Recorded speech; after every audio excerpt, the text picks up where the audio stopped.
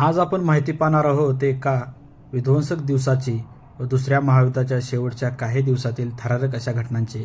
दिवस उजाडला 6 ऑगस्ट 1945.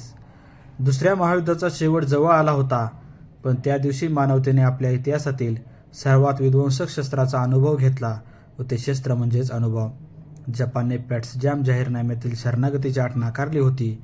त्यामुळेच अमेरिकेने त्याच रागापोटी लिटल बॉय नावाचा अणुबॉम्ब हिरोशिमा शहरावरती टाकण्याचा निर्णय घेतला. सकाळी 8:15 B-29 बॉम्बर विमानातून हिरोशिमा शहरावरती लिटल बॉय नावाचा अणुबॉम्ब टाकण्यात आला. स्फोटाच्या काही सेकंदात शहराचा मोठा भाग राखेत प्रवर्तित झाला.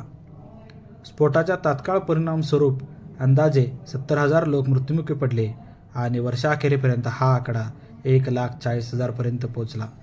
ह्या बॉम्बचा झटका इतका तीव्र होता की शहरातील 70% इमारती पूर्णतः नष्ट झाल्या. स्फोटानंतर सर्वत्र अंधार आणि धूर होता. लोकांची कातडी जळाली होती आणि शहरही ओळखू येत नव्हते. आज हिरोशिमा शहर हे शांततेचे प्रतीक बनले आहे.